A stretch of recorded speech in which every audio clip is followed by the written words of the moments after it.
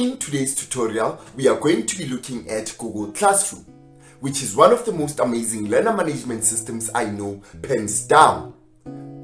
Google Classroom is literally a virtual digital classroom where you can communicate with your learners, assign different tasks for them, and also have them communicate back to you and with each other as they would in a regular classroom. You can access all this through either one of the following ways. Number one, through the URL address classroom.google.com, which will take you straight into Google Classroom. Number two, through an invitation link sent to either a co-teacher or to a learner, as I will show you in proper detail a bit later. And thirdly, you can access the Google Classroom through their awesome app, Google Classroom, which you can download straight from your favorite Play Store and enjoy right away. So after getting into Google Classroom, to create a class, just simply click on this plus button near the top right corner here, then create class. Then you will receive this notification telling you about how your school or district should sign up for a free Google Workspace for Education account, which should come with additional privacy and security protection. However, for the purposes of this tutorial and to take you through the whole thing, I will quickly create a demo class. Here you can come up with the class name. As you can see, it's required. You can just name the class per subject and grade, because chances are you are actually teaching a number of different classes and also teaching different subjects, and you wouldn't want to get lost in trying to find any of your classes in Google Classroom. So for class name, I'd once again recommend you use the subject and grade. For example, let's say Physical Sciences grade 10A. Then you have section, subject, and room, which will help you further differentiate your classes. Then click create, and as you can see, you'll be taken straight into your Google virtual classroom, where you can interact with your learners, teach, assess, or grade them, create great library resource files having everything from video files, pics, text files, URLs, audio, and lots more. As you can see, I have here the class name as we just named it. And here we have the class theme, which you can customize here to select any of the photos given here, or even upload your own photo, or of course your class photo.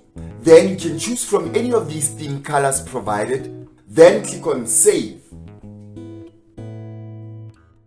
Another thing worth noting at this point is, upon entering our Google Classroom, we were taken straight to the stream page, which is mainly a notifications page and can serve as your virtual notice board, where you essentially put up all the important information for your learners, be it a quick reminder of an upcoming due task that they need to have completed, or quick instructions on what they need to do, and pretty much anything you'd like to communicate to your learners. As you can see, you can use the stream to share announcements, post assignments, and respond to student questions. Then you can choose a class or classes that this message is meant for. And you can also choose which of your students is the message intended for, if it's for all your learners or for specific learners only. After deciding who the announcement is meant for, you can then type your message. Note these awesome tools here, the bold, italic, underline, and bulleted list options, which will help create easy to read instructions and stream notifications for your learners. Then as part of your stream, you can also add any of your files from your Google Drive. You can insert a YouTube video, upload files from your computer, and also add a URL link that may help communicate your instructions and informative messages in a highly effective manner that is easy to understand for all your learners. Then underneath this class banner, you have the class code, which will come in very handy when you want to give your learners access to your Google Classroom. Next is this classwork page. This is where you'll be spending most of your time designing, arranging, and allocating various educational resources, assignments, and questions for your learners. As you'll see, when we click create, you can create an assignment, a Kami assignment, a quiz, a question, create various material folders, reuse a post, and add a topic. I'll take you through each one of these in detail. Firstly, to create an assignment, simply click on Create, then Assignment. This is where you can create your assignment. Give it a title, for example, let's say Electric Circuits Assignment 1. Then add your assignment's instructions, and you have similar tools to the tools that you had available to you in the stream. The bold, italic, underlined, bulleted list, and the remove formatting options. For example, I can add these as instructions for this assignment. You can also attach any video, picture, and text files through your Google Drive, attach a YouTube video, or create your own attachments. It can be a Google Docs, a Google Slides, Google Sheets, Google Drawings, and Google Forms. Then you can also upload any files from your computer or attach an informative URL link that may be useful for your assignment. Next is the Create Kami assignment option. Kami is an awesome tool that changes any document to being an interactive document, which would basically enable you and your learners to write over any document. Although I will not go through how to use Kami in this tutorial, but I definitely will in another tutorial. Then we have the quiz assignment option, and this will basically open up a Google Forms for you. Google Forms is a great tool for creating multiple choice and short answer survey type questions. To do this, you can add your question here. Once again, you have these tools here to help you with it. You can also add a useful URL link that you'd want your learners to visit, or an image from any of these options as part of your question. Then on the right here, you can choose the type of answering format you find most suitable for your quiz assignment question. Of course, if you choose multiple choice, you'd have to also provide the various answer options. And click here on this answer to set the correct answer, and also allocate points for it.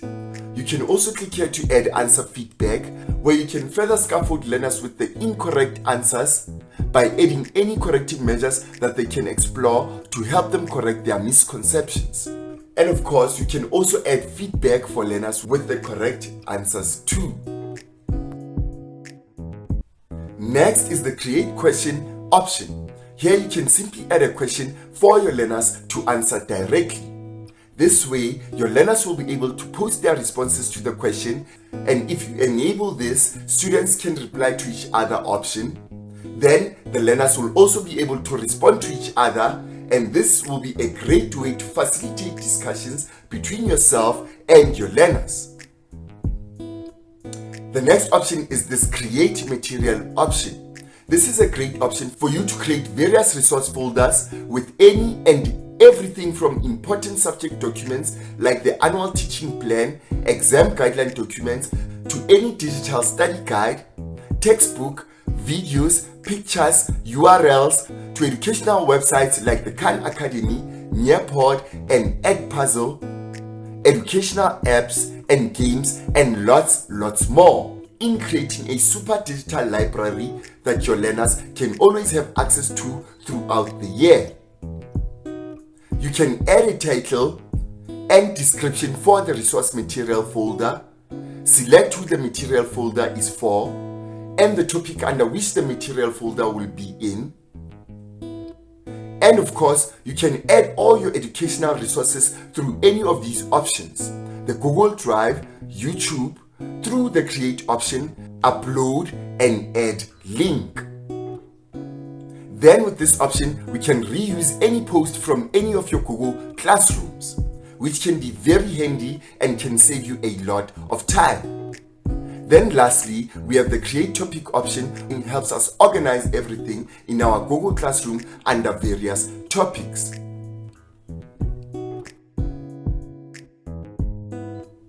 Next, we have this People page, and this is a quick and easy way to add people into your Google Classroom.